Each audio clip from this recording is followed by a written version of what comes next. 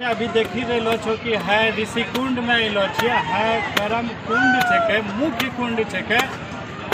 में हमेशा पानी जो छे गरम निकले छे और हमेशा निकलते रहे छे। विभिन्न प्रकार के बीमारी ई कुंडों में नहला से दूर हुए छे। बगल में जो छे तोरा हनुमान मंदिर छे, शिव मंदिर छे, वहाँ भगवान अनंत दास के मूर्ति छे, मंदिर छे।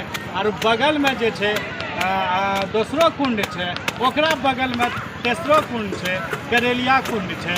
करेलिया कुंड में जो छे कई धारा में बटलो छे। है बहुत ही ऐतिहासिक जगह छे ऋषि कुंड, जहाँ की ऋषि श्रृंगी ने तपस्या करने छले, जहाँ की भगवान अनंत दास ने तपस्या करने छले, जहाँ की महर्षि मेही ने तपस्या करने छले। विभिन्न प्रकार के ऋषि के है तपस्वी स्थल छले, है अपना अंग क्षेत्र के छके।